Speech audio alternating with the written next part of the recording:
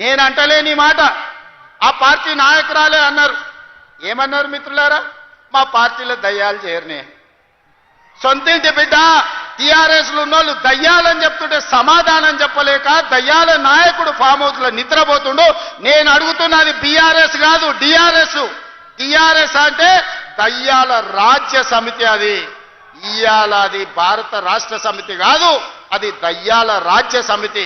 అందుకే ఇవాళ ఈ వేదిక మీద నుంచి తెలంగాణ ప్రజలకు నేను మాట ఇస్తున్నా, అవి దయ్యాలు కాదు, కొరివి దయ్యాలను వాళ్ళని పొలిమేర్లు దాటే వరకు తరిమి కొట్టే బాధ్యత 4 కోట్ల తెలంగాణ ప్రజల తరఫున మీ సోదరుడిగా నేను ఆ బాధ్యత తీసుకుంటా. ఖచ్చితంగా ఈ కొరివి దయ్యాలను పొలిమేర్లు దాటే వరకు తరిమి కొట్టాలి. దాంట్లో మీ సహకారం ఉండాలి. నల్గొండ బిడ్డలు ముందు బాగానే నిలబడాలి అని చెప్పి నేను మా మిత్రులకు విజ్ఞప్తి చేస్తున్నా. ఇవాళ మిత్రులారా, నిన్న ప్రభుత్వ ఉద్యోగుల గురించి చర్చించినాం.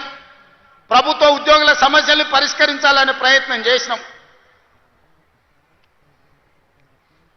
వాళ్ళ డిఏల సంగతి, వాళ్ళ సమస్యల సంగతి మా బట్టి విక్రమార్క గారు, మా నాయకులు శ్రీధర్ బాబు గారు అందరు చర్చించి ఒక కొలిక్కు పట్టుకొచ్చినాం. ఇవాళ మాట్లాడుతున్నాడు వాళ్ళ సమస్యలు మీరు పరిష్కరించలేదు.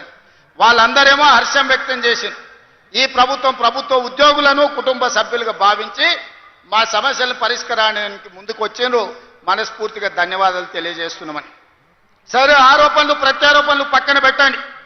నేను ఇవాళ వేదిక మీద నుంచి 5 లక్షల తెలంగాణ ప్రభుత్వ ఉద్యోగులను అడుగుతున్నా. వాళ్ళ సతీమణులను నేను అడుగుతున్నా మీ సోదరుడిగా. అక్క, అవ్వ, అమ్మ, 10 ఏళ్ల చంద్రశేఖరరావు ముఖ్యమంత్రిగా ఉన్నప్పుడు ఏనాడైనా 1వ తారీఖు నాడు మీ ఆయన జీతాలు ఖాతాలో పడ్డాయా? నెల జీతం 1వ తారీఖు నాడు వస్తే వచ్చే ఎన్నికల్లో నాకు ఓటు వేయకండి. నేను తెలంగాణ రాష్ట్ర ప్రభుత్వానికి ముఖ్యమంత్రిగా బాధ్యత చేపట్టినాక ఈ 5 లక్షల ప్రభుత్వ ఉద్యోగస్తులకు 1వ తారీఖు నాడే మొత్తం జీతం మీ ఖాతాలో వేస్తే మీరు అండగా నిలబడండి. ప్రజా ప్రభుత్వాన్ని ఆశీర్వదించండి. నెల ప్రభుత్వ ఉద్యోగులకు జీతాలు ఇవ్వలేనోడు, దివాలా తీసిన దద్దమ్మలాక ఇన్స్టాల్మెంట్ల జీతాలు చెల్లించినోడు ఇవాళ వచ్చి నన్ను ప్రశ్నిస్తాడా?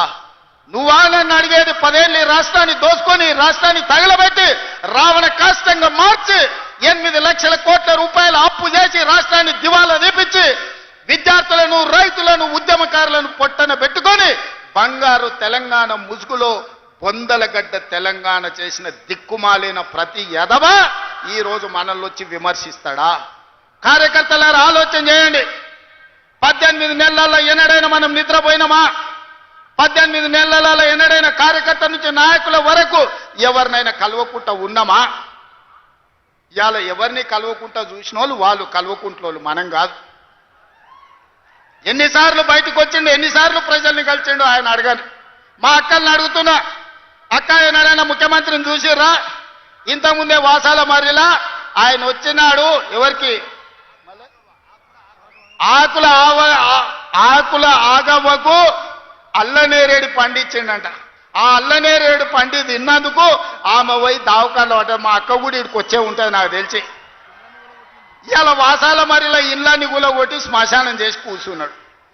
దాని ఆదర్శ గ్రామంగా తీర్చిదిద్దుతా అన్నాడు. మరి ఆ వాసాల మరి పరిస్థితి ఏముందో నాకైతే తెలియదు. కానీ మా చామలకీరను, మా బీర్ల ఐలేను పోయి చూసిరమ్మంటున్నా. వాళ్ళకి ఆయన అన్యాయం చేసిపోతే న్యాయం చేసే బాధ్యత మన మీద ఉన్నది. వాళ్ళ ఉన్న ఇల్లు వీకి పందిరేసి, పందిరి కూడా కాదు, ఇల్లు వీకి మొత్తం ఎక్కడిదక్కడ చేసిపోయింది.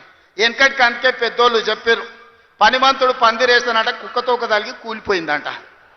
ఇవాళ వాసాల మరిలా ఈయన ఇట్ల గీసి అట్ల గీసి ఫామ్ హౌస్కి ఇట్లకెళ్ళ రోడ్ వేసుకోనికి అన్ని నక్కచిత్తుల వ్యవహారాలతోటి ఈరోజు ఎర్రవల్లి ఫామ్ హౌస్కి ఇక్కడ నుంచి రోడ్ వేసుకోనికే వాసాల మరిని మొత్తం కుప్ప కూర్చిపోయి శ్మశానం లాగా చేసిండు.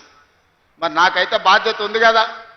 ఆయన అల్లకల్లోలం చేసినా, ఆగం చేసినా అన్నిటిని సరిదిద్దాలన్న ఆలోచనతోటి ఇవాళ రైతులను కావచ్చు, ఆడబిడ్డ మహిళల్ని కావచ్చు, విద్యార్థులను కావచ్చు, నిరుద్యోగ యువకులను కావచ్చు, ఉద్యమకారులను కావచ్చు, దళితులను కావచ్చు, గిరిజనులను కావచ్చు, ఆదివాసులను కావచ్చు, మైనారిటీలను కావచ్చు, వీళ్ళందరి కష్ట సుఖాలు తెలుసుకొని విధి విధానాలు తయారు చేసి ఇవాళ వాళ్ళందరినీ అభివృద్ధి పాఠం వైపు నడిపించాలని నేను ప్రయత్నం చేస్తున్నా.